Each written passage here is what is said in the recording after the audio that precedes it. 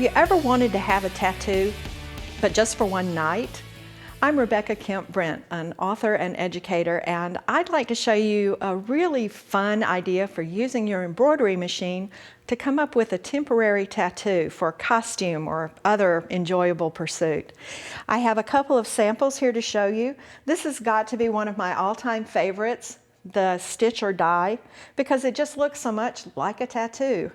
And also you can use smaller designs, outline-only designs, like this feather, which I've stitched in a variegated thread just to give it a little more interest. I actually recommend something like the small feather design for starting out because it's easy to stitch and it will go quickly. So come with me over to the sewing machine and let me show you the trick for hooping to embroider. Of course, we have to start out with some pantyhose or tights, and I found in my experiments that the inexpensive ones really work better for this particular technique, and I would advise you to stay away from the ones that have elastic in the legs, and especially if it says control top or medium control leg or something like that. So the first thing that we have to figure out is exactly how to mark the placement on our pantyhose.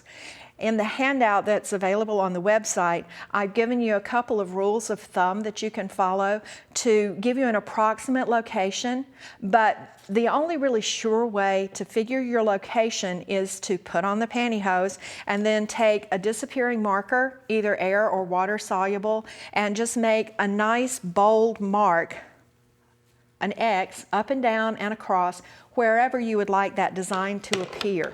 That way you have the right stretch and everything's just the way you want it in your actual fit. The next step in the process is that I'm going to turn my leg wrong side out. And while I'm doing that, get everything sort of scrunched up just a little bit.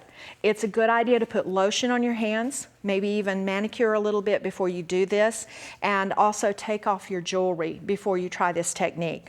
So I have my leg wrong side out, and I'm going to take a little piece of cardboard.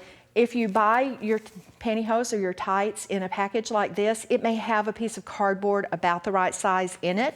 If not, you can use any kind of lightweight cardboard, and you'll notice that I've rounded the corners, and that's just to cut down on the possibility that I'll get a snag.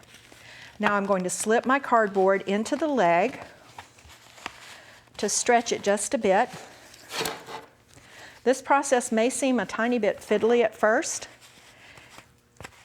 and what we want to do is get the mark that we made centered on that cardboard just as well as we can.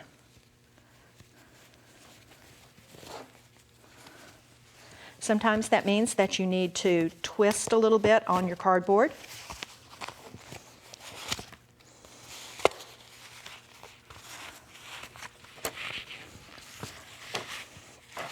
Okay, then once I have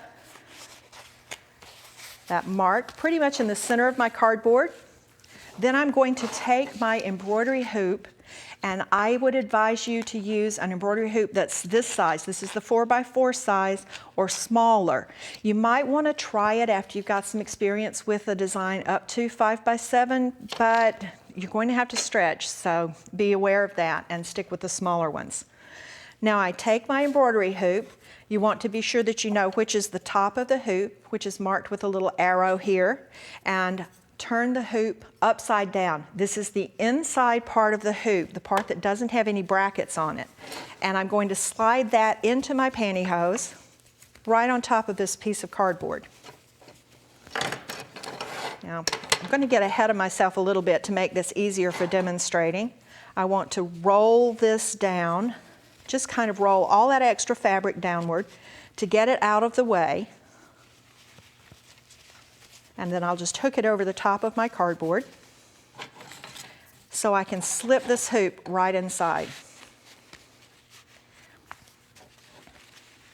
Now I need a piece of water-soluble adhesive stabilizer that's just slightly bigger than my hoop, and I'm going to peel that off the paper backing.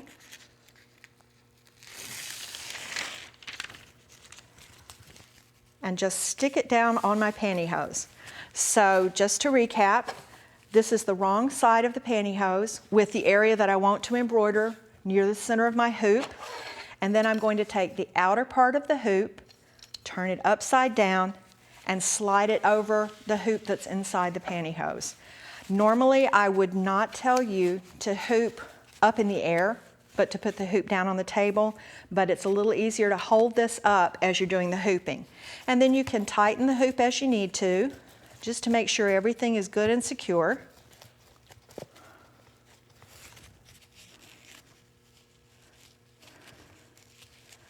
And I'm going to choose my threads for this. You can either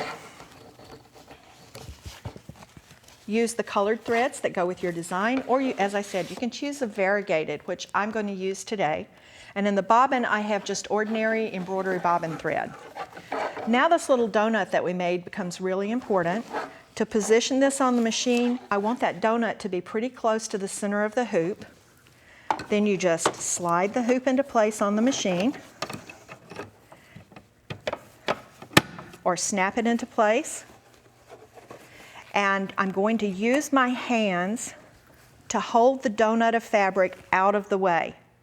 Remember, as you're stitching, as long as there's no extra fabric right underneath the needle, you're going to be fine. And also remember to keep your fingers away from the needle and away from the needle bar, because you don't want to get hit, or worse yet, to stitch through something. So I'm going to hold this far out of the way. Be sure that you have lowered your presser foot.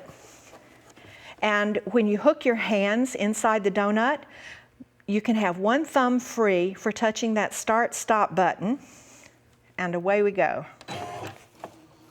If you have never stitched this design out before, it's a really good idea to sew it first on a piece of scrap fabric, just so that you know which direction the needle is going to move next, especially if it has jump stitches.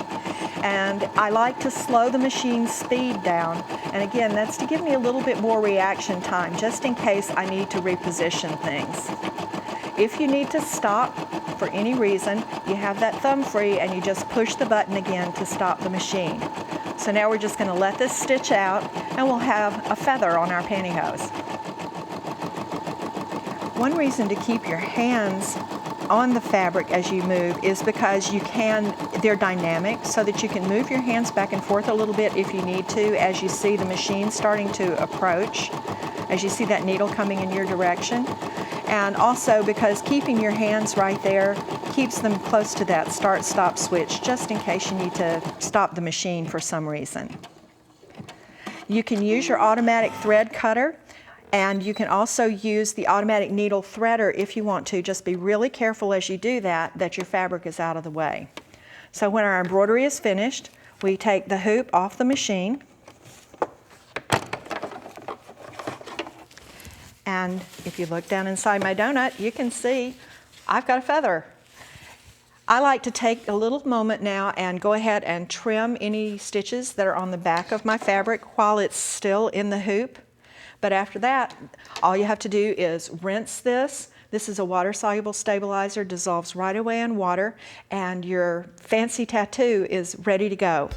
And if you wonder, what happens when I eventually get a run in those tights? Well, my suggestion is that you cut around your design, just cut really close to the stitches, and then you can applique that on another piece of fabric and give it another shot at life.